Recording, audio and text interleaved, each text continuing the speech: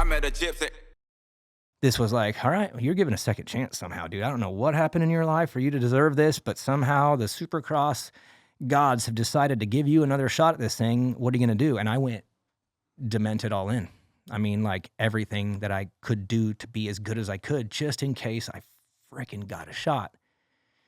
And then I did. And then I talked to you right after. Yeah. 2021. Yeah.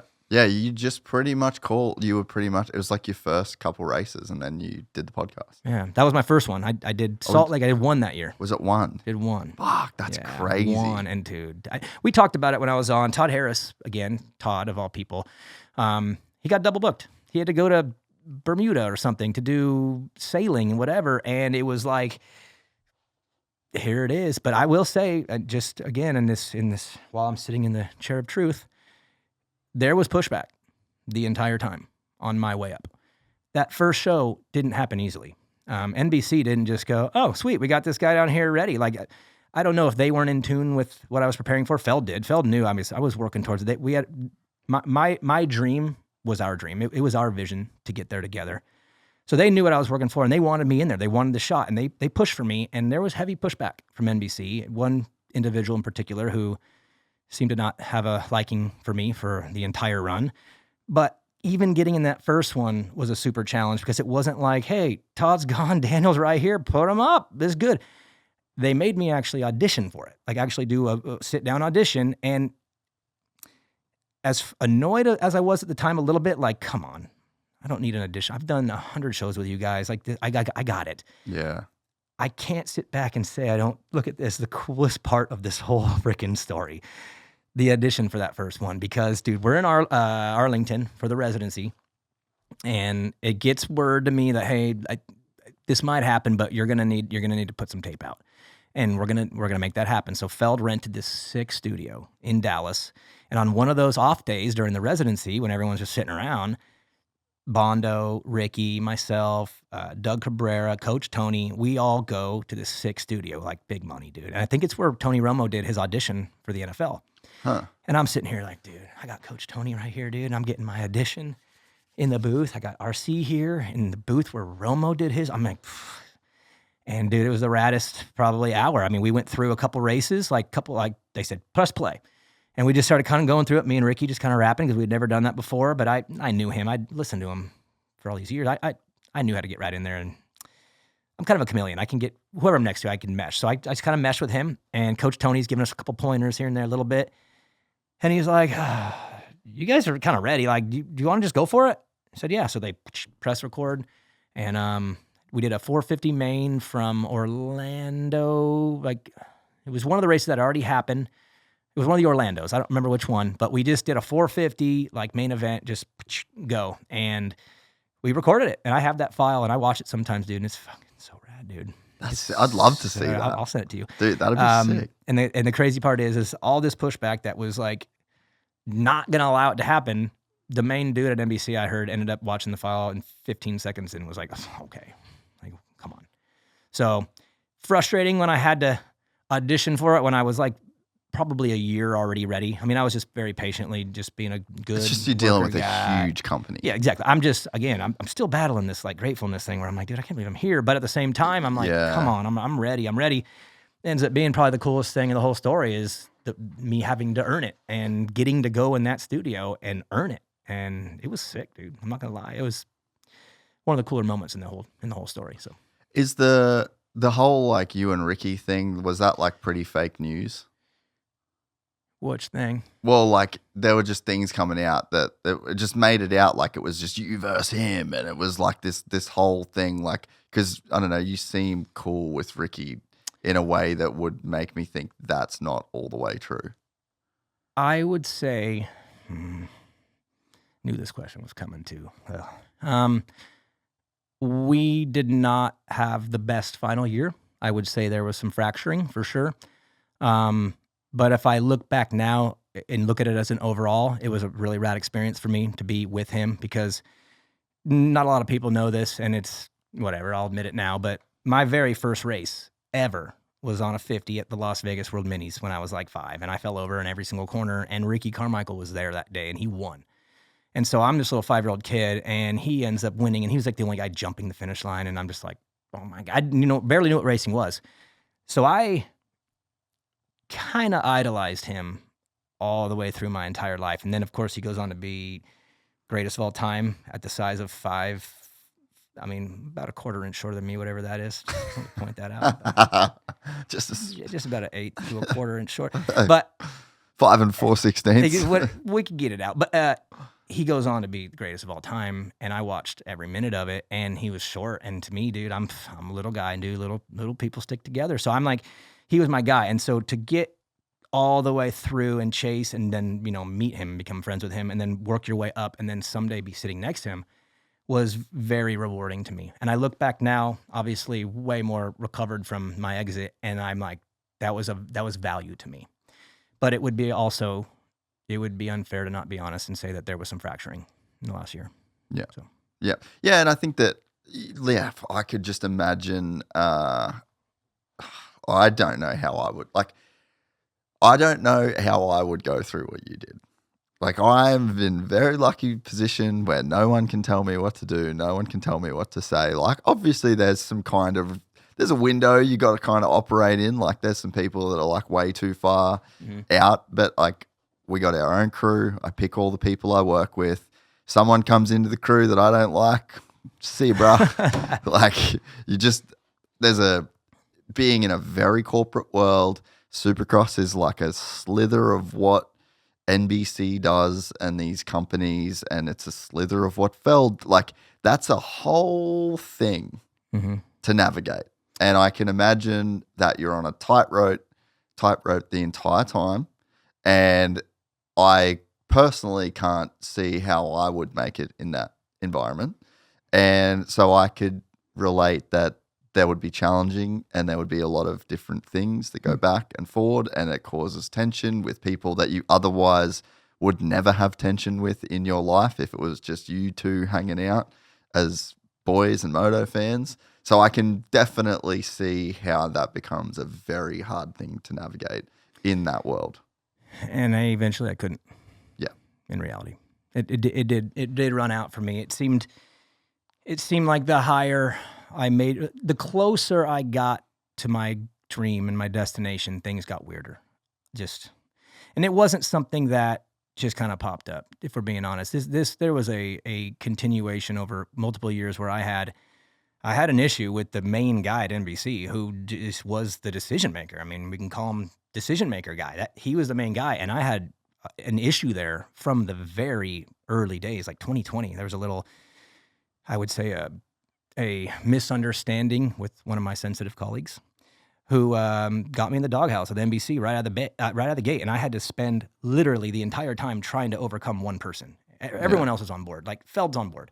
The whole TV crew's on board. Everyone was on board with what was happening. Fans were on board. Fans were on board, which is very meaningful to me, but also I think possibly maybe played a role a little bit in my exit too. I think there was weirdly too much fan support. I could see that being a thing. It popped its head in and made things tough in the end. Yeah, I could see that. But everyone was on board except for one guy who just was not on board. And I mean, we have so much we can talk to. I'm open to be transparent, but I will fast forward to the ending if you don't mind, and I'll just tell you why I left, which I know everyone wants to know. The main dude at NBC sucks, and I don't like him, and he disrespected me, and I believe that he was extremely clueless and disconnected from the sport and had absolutely no idea what was going on, which I'm okay with. Whatever. He's got other things on it. Whatever. I could deal with that. But I can't deal with being disrespected in a very pointed way. And that happened, ultimately. At the end of this thing, it was a face-to-face meeting with the head guy in NBC. I went there under, I believe, false pretense. I was under the belief that it was a good meeting. I'd had 2 of my best shows ever. And the meeting was we were there to watch film. It was going to be a film session, talk about your career. And I drove to Charlotte Oh, dude. Yeah. All the work had finally paid. I broke through, man, because Daytona was killer. Detroit was killer. And then the email. Come on in. Let's talk.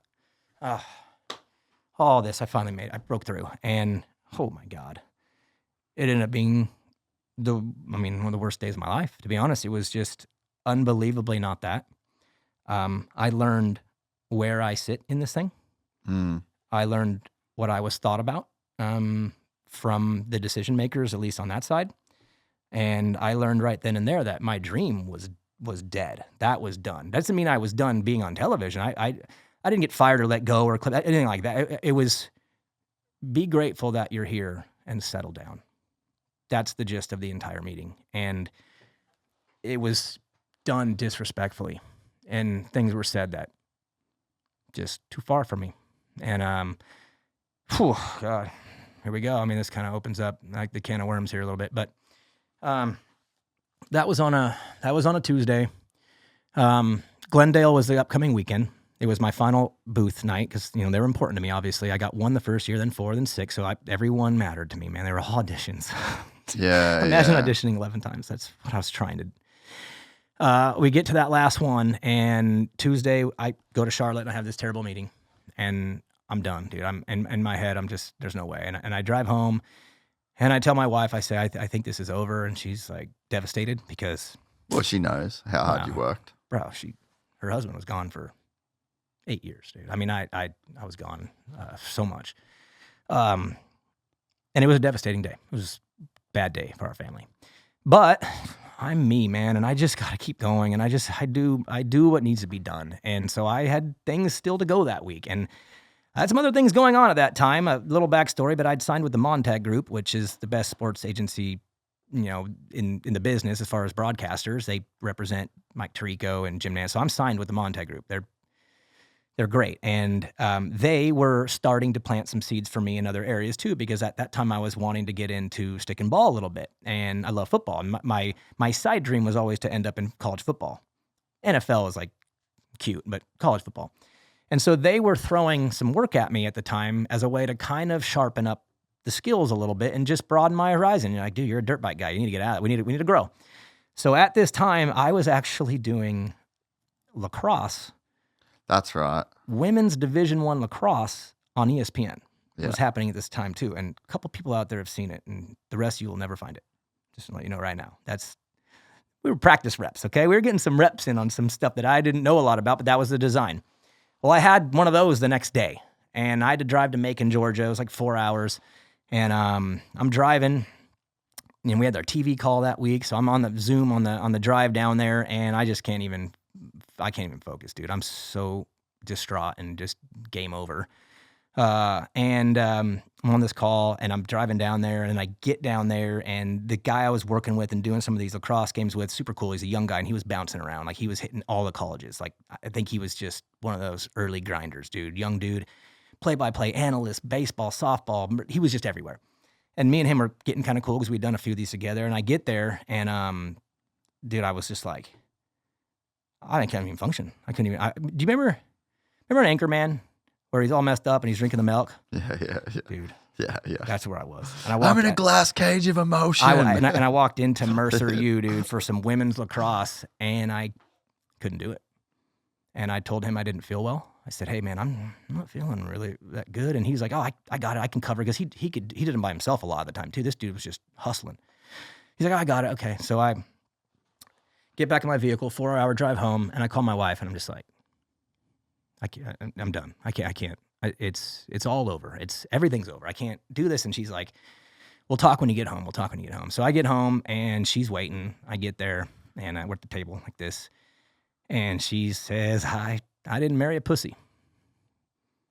I said, what? She said, I didn't marry a pussy. So you're getting on the flight tomorrow to Glendale, and you're going to go, and you're going to do your job, and you're going to crush it, and we can talk about it after that. When you get home, we can talk about it. But you're not going, because I was going to actually call Prater and be like, dude, I don't feel good. And just, at least for a week, like there's just no way. I couldn't sleep. I couldn't do anything. It was like an 8-year dream punctured, and there's no freaking way. But apparently I'm not allowed to be a pussy. So I had to go, and I did, and I went to Glendale, and there was something else going on at this exact same time too that not a lot of people know about, but I was also Orange Brigade's team manager for KTM at the time. So Juju Beaumer, who was breaking out on screen on the supercross races, Well, that was my rider. I signed him, and I was his manager. And even on the broadcast, on the nights when I was there, he would be texting me during the day and be like, bro, what do you think about the whoops? I'd be like, go to her right. You know what I mean? Probably wasn't super fair that I was down on the track a little bit, but hey, double duty. That's the sport. Everyone works multiple jobs. So I got Juju and Cochran and Finnis and all these boys like racing futures that weekend in Glendale. And I'm going to do my last booth date, and I'm freaking Anchorman, drinking milk, dude, for 48 hours, like just jacked. But I get there, and I kind of pulled it together. Friday was just terrible. I'm just tired, and I'm bouncing from Juju to Casey to the booth, just trying to do it, all the things that I was doing at the same time. And I remember that night, like I'm literally sitting in the booth. My wife calls me right before, and she tells me, she says, do your very best. And when it's over, look over the monitors and the screens and just look at the track and just think about it for a while and just take everything in and make a decision on what you're going to do. But whatever it is, that is what it is. There is no Tuesday, because I'm emotional, bro. I care. When you care, you're emotional. And I was ready to spiral out of control. And she says, nope. Funnel it in, crush it, make the decision. And so that night, I did that. It was my last night. Won. Huh? Juju won. Juju won that night, which so crazy, dude. And that ends up playing a role in my final call, which was I had an opportunity with KTM. They were pretty much putting me in a spot with a green light to go and crush it. They were like, Daniel, we need to win 250. We need 250 wins, and this is your part of it. Go and get us the best kids ever and bring them in, and that's your job.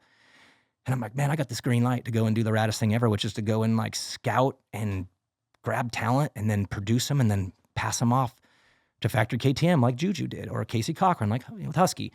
And I'm like, you have that going on right now. You just had your career absolutely brought into light. You just learned your TV career is over as of right now. And what are you going to do? And after that race was over, I stood up. I remember, man, post-race show gets done. You know, it's always, hey, all right, good job. See you later. Blah, blah, blah, blah. Everyone scatters. And I remember looking out over the monitors and just looking at the track. And I was like, I'm not meant to be up here. I'm a racer. I need to be on the track, but not covering it. If you enjoyed this content, please like and subscribe. And to listen to the full 3-hour podcast, search Gypsy Tales in your favorite podcast platform or click the link in the description below. Gypsy Gang.